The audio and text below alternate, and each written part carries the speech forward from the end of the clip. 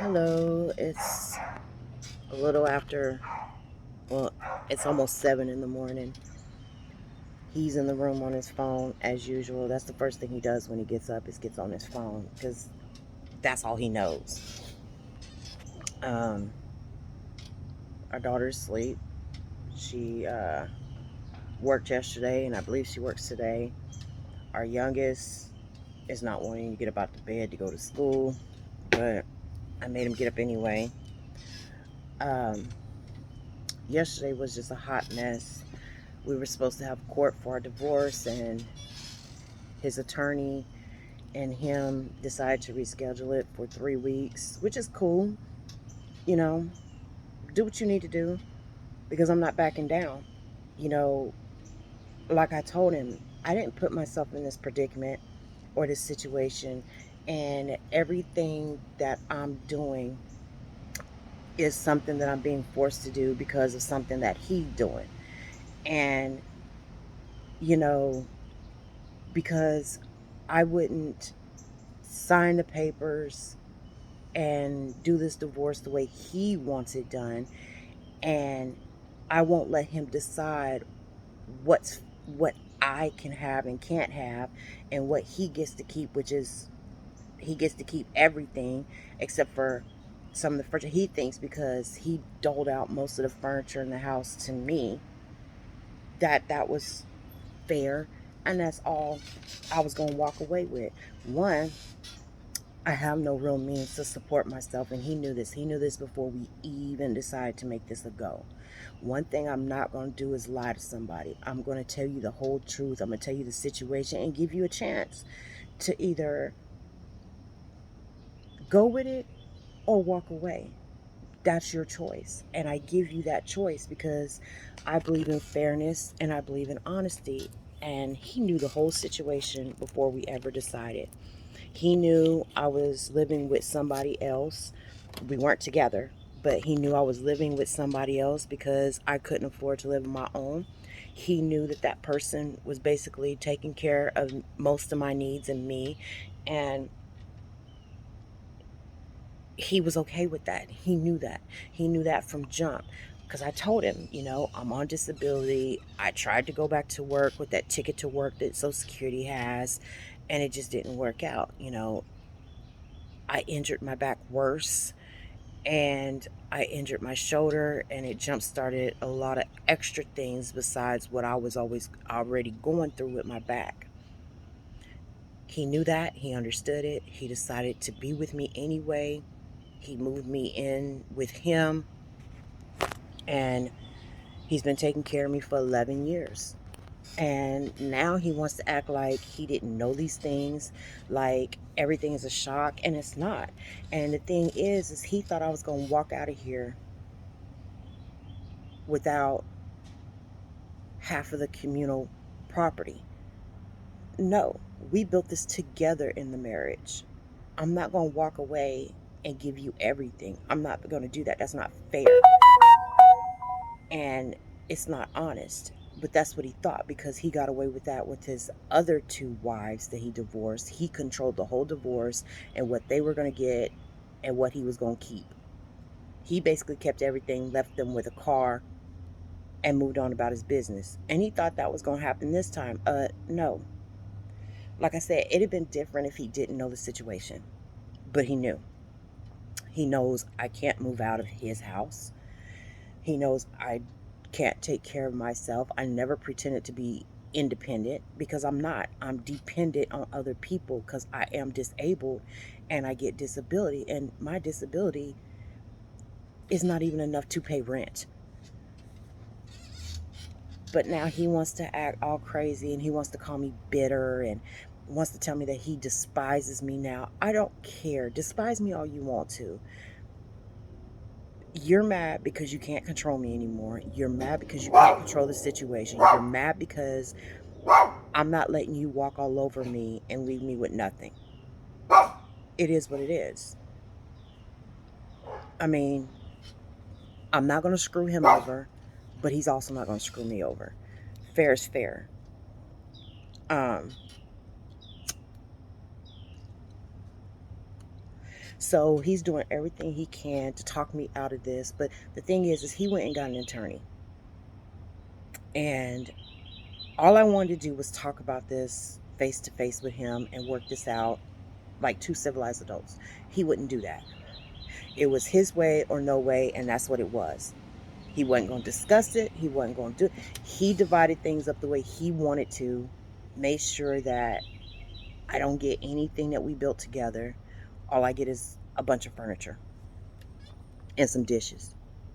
What was I supposed to do? Pitch a tent and pretend like that's a house and put all that furniture and those dishes with no bathroom, no bedroom, basically no kitchen? What was I supposed to do? How am I supposed to live? How am I supposed to survive? He didn't care. And I'm learning so many lessons in this, from this marriage and in this divorce. I mean, I'm learning a lot. A lot of stuff I already knew. But because I loved him so much, I allowed him to control every aspect of my life. I allowed him to control everything. It was his decisions, his rules, and I went with it. And I'm not doing that anymore. And he can't handle it. And so he went from cussing me out to telling me I didn't need an attorney, that he wouldn't have got an attorney if I would have just signed the papers. But because he got an attorney didn't mean that I had to go get an attorney, that him and his attorney was going to take care of everything. No, I'm not a fool. That I'm not. You are not going to screw me over. Just like I'm not going to screw you over.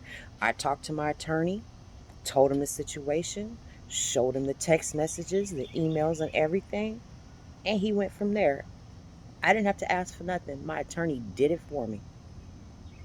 He did, and like I told my attorney, I just wanted to be fair, honest, and just. I don't want what I'm not entitled to.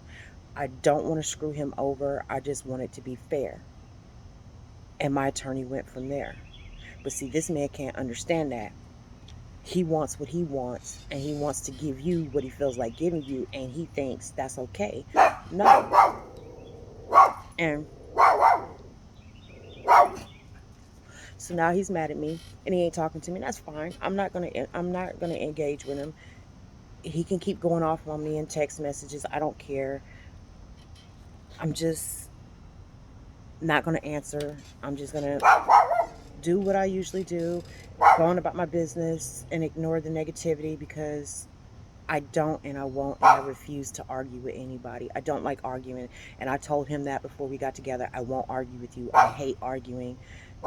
It's it doesn't solve anything. It makes things worse. So I try not to argue with him, but he always wants to argue, and I've never seen anybody that wants to argue so much. And that's just all he kept telling me is, you didn't need to get an attorney. You didn't need to get an attorney. All you had to do was sign the papers. And they were going to try to get this divorce to go through without my say, without my input. They were going to try to do it the way he wanted it done. And where I get nothing but some furniture and no way to survive. And that's not fair, and it's not cool. And the way he's trying to screw me over and then wants to call me bitter because I'm standing up for myself and asking for what is fair. I don't get it. I really, really don't get it. I mean, dang, you're getting two vehicles. You're getting what you want. You're walking away with basically everything, but I'm not supposed to have anything but a few trinkets from the house, just a few pieces of furniture and some dishes. You may have got away with that with your other two wives during your divorces, but you're not going to do that with me.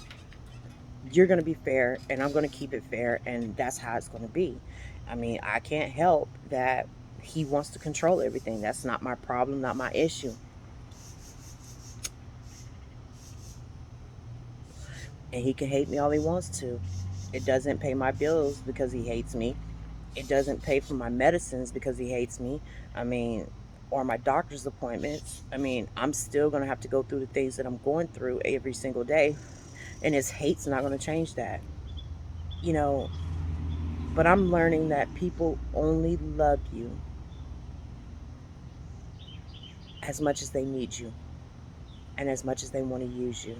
And when they're done using you till they can't use you anymore, and you no longer fulfill their purposes or their needs, they'll drop you like a bad habit and then try to walk all over you on the way out the door. No, you're not going to walk over me on the way out the door. You can walk out the door, but you're not going to walk over me and you're not going to control me. And he's mad because I'm no longer allowing him to control me and I'm standing up for myself.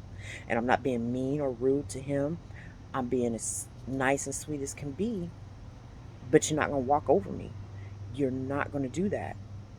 Never allow anybody to walk over you, because once they do that, they get comfortable with it and it's something they'll continually do.